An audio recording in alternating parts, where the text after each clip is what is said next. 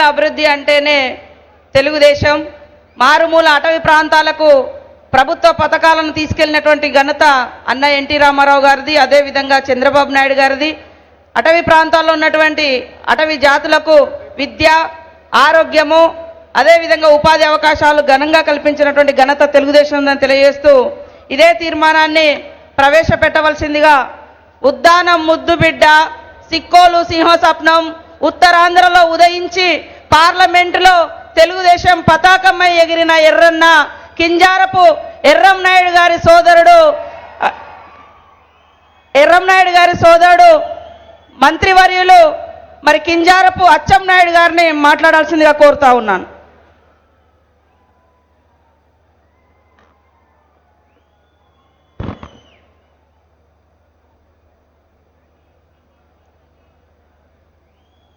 మనందరి ఆదర్శ నాయకులు, తెలుగుదేశం పార్టీ జాతీయ అధ్యక్షులు మాన్యశ్రీ నారా చంద్రబాబు నాయుడు గారు, జాతీయ పార్టీ ప్రధాన కార్యదర్శి, సహచర మంత్రివర్గ సభ్యులు శ్రీ లోకేష్ బాబు గారు, మహానాడు ప్రాంగణంలో ఉన్నటువంటి తెలుగుదేశం పార్టీ కుటుంబ సభ్యులందరికీ, పాత్రికేయ మిత్రులందరికీ పేరు పేరున హృదయపూర్వకమైనటువంటి నమస్కారాలు, అభినందనలు తెలియజేస్తున్నాను.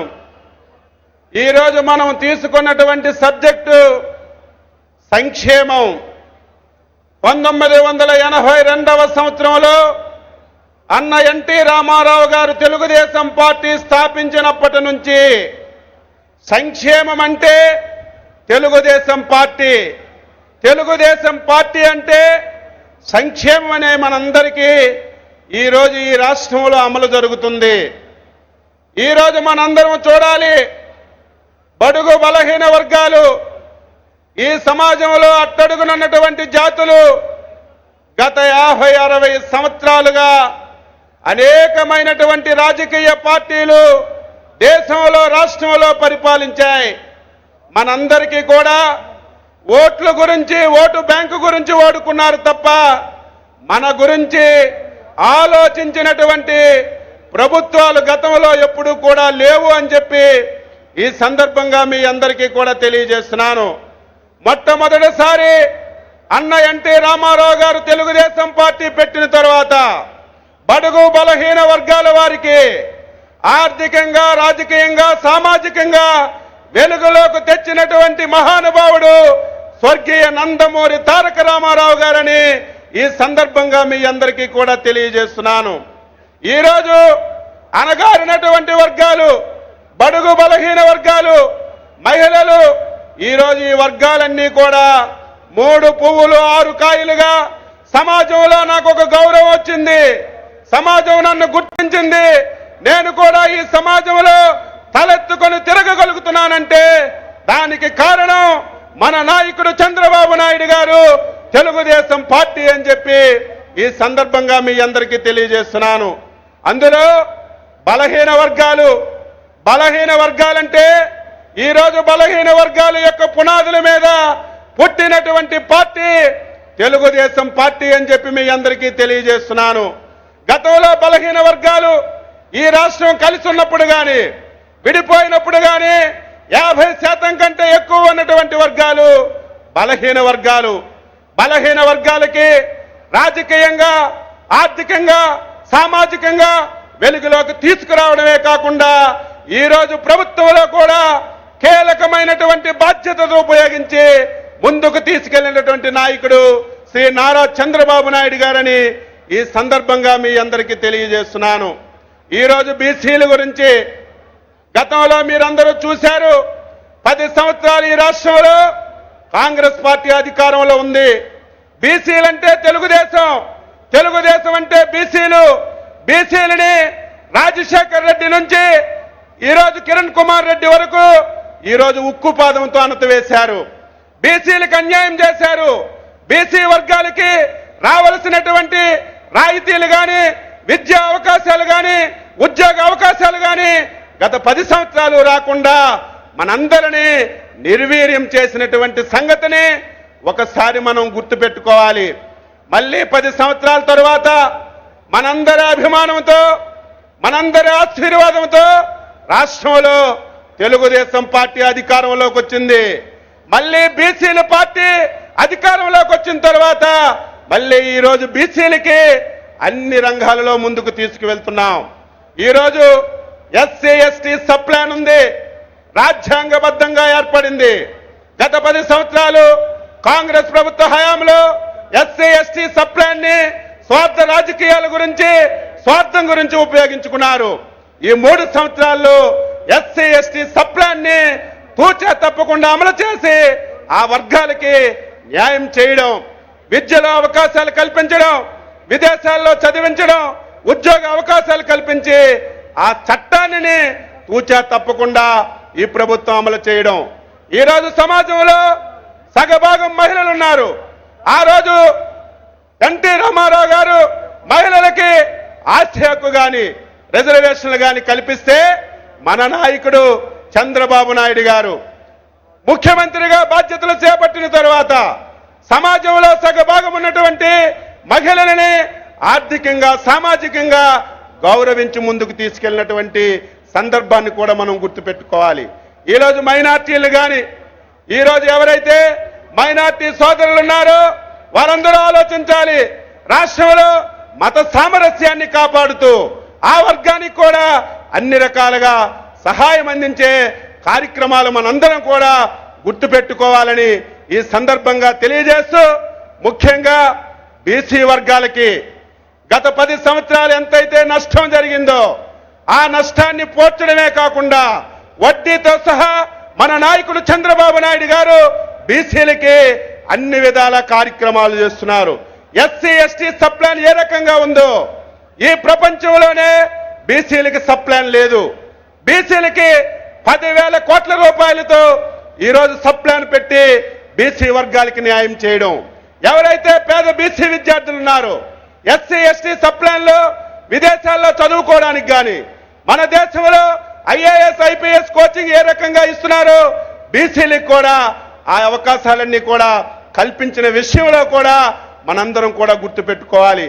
ఈరోజు మీ అందరికీ తెలుసు, విద్యార్థులకి స్కాలర్షిప్లు 3-4 సంవత్సరాలు ఈరోజు వచ్చినటువంటి సందర్భాలు లేవు. ఈరోజు మనం అధికారంలోకి చేపట్టిన తర్వాత ముఖ్యమంత్రి గారు ఒక నిర్ణయం తీసుకున్నారు. బీసీల స్కాలర్షిప్లు ప్రతి నెల ఉద్యోగస్తులకి నెల ఏ రకంగా ఇస్తున్నామో ప్రతి నెల కూడా ఈరోజు విద్యార్థులకి స్కాలర్షిప్లు ఇవ్వాలని చెప్పి నిర్ణయించడం కానీ, ఈరోజు ఫీజు రీఎంబర్స్మెంట్ 3 సంవత్సరాలు 4 సంవత్సరాలు రీఎంబర్స్మెంట్ రాక కాలేజీలు బీసీ విద్యార్థులకి చాలా ఇబ్బందులు పెట్టేవారు. ఈరోజు ఆ సమస్యను గుర్తించి ప్రతి 3 మాసాలకు ఒకసారి ఫీజు రీఎంబర్స్మెంట్ క్రమం తప్పకుండా ఇచ్చే కార్యక్రమం కూడా ముఖ్యమంత్రి గారు తీసుకున్నారని ఈ సందర్భంగా తెలియజేస్తున్నాను. ప్రతి జిల్లాలో బీసీల గురించి ఒక బీసీ భవనాన్ని కూడా నిర్మించాలని చెప్పి నిర్ణయం తీసుకున్నాం. అయితే మనతో పాటుగా ఈ రాష్ట్రంలో చాలా పేద వర్గాలు ఉన్నాయి. మీకు తెలుసు, నాకు తెలుసు, తెలుగుదేశం ప్రభుత్వానికి 2 కులాలు ఉన్నాయి. ఒకటి పేదవాడు, ఒకటి ధనికుడు. పేదవాళ్ళందరికీ కూడా ఏ వర్గంలో ఉన్నా సరే పేదరికం లేనటువంటి సమాజాన్ని చూడాలి. ఈ రాష్ట్రంలో ఉన్నటువంటి పేదవాడు ఈరోజు గౌరవంగా బతకాలని అన్ని వర్గాల్లో పేదవాళ్ళకి న్యాయం చేయడానికి ఈరోజు ముఖ్యమంత్రి గారు కార్యక్రమాలు చేస్తున్నారు.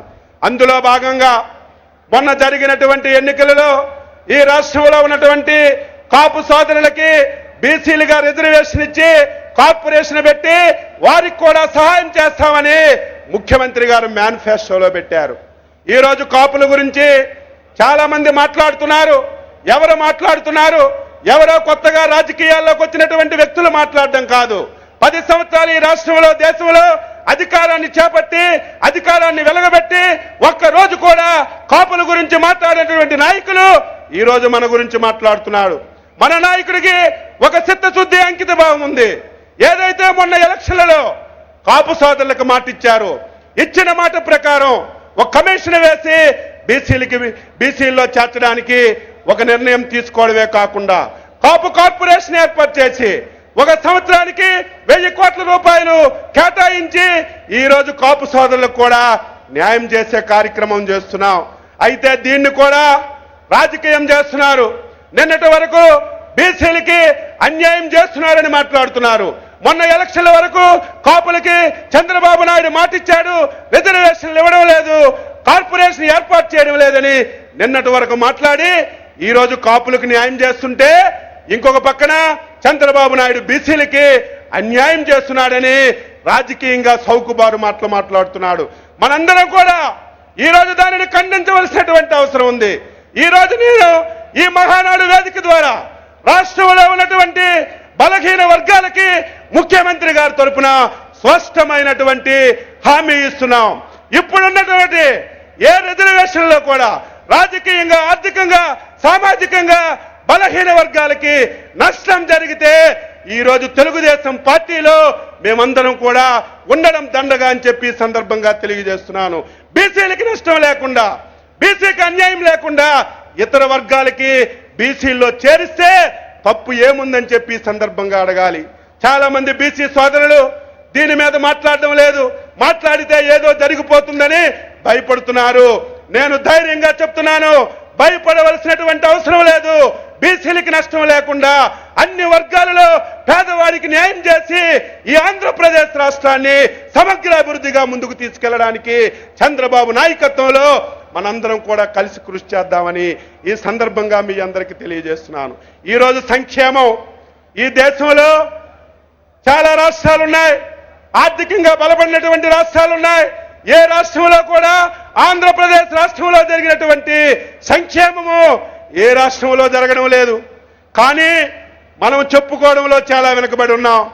ఈరోజు మనం ప్రజల దగ్గరికి తీసుకువెళ్ళడంలో మనందరం వెనుకబడి ఉన్నాం.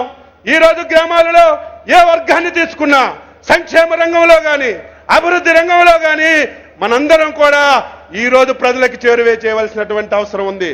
అందుకే ఈ మహానాడు సందర్భంగా మనందరం రాష్ట్ర నాయకత్వం నుంచి గ్రామ స్థాయి కార్యకర్త వరకు మనందరం కూడా కాలికి గజ్జలు కట్టుకొని ఇంకా 2 సంవత్సరాల్లో ఎలక్షన్లు రాబోతున్నాయి. ఈ 2 సంవత్సరాలు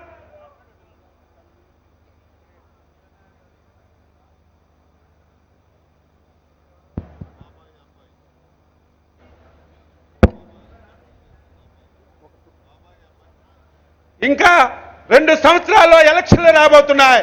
మనందరం కాలికి గజ్జు కట్టుకొని ఈ 3 సంవత్సరాల్లో మనం చేసినటువంటి అభివృద్ధి కానీ, సంక్షేమం కానీ ప్రజల దగ్గరికి తీసుకెళ్లగలిగితే ఇంతవరకు మన పార్టీకి ప్రత్యామ్నాయ పార్టీయే లేదు, రేపు భవిష్యత్తులో రాబోదు.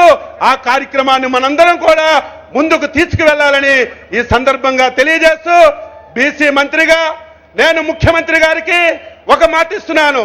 రాష్ట్రంలో ఉన్నటువంటి అన్ని బీసీ వర్గాలని, బీసీ ప్రజానీకానికి ఒకే వేదికనిస్తాం. ఆ వేదికే ఈ రోజు తెలుగుదేశం పార్టీ, మన నాయకుడే చంద్రబాబు నాయుడు గారని చెప్పి సందర్భంగా తెలియజేస్తున్నాను.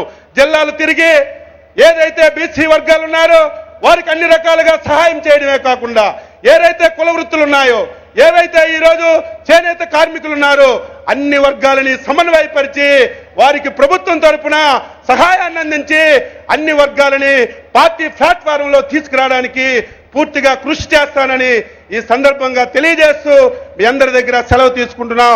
జై హింద్, జై చంద్రబాబు. ఇప్పుడు అందరూ మాట్లాడాలనుకుంటున్నారు.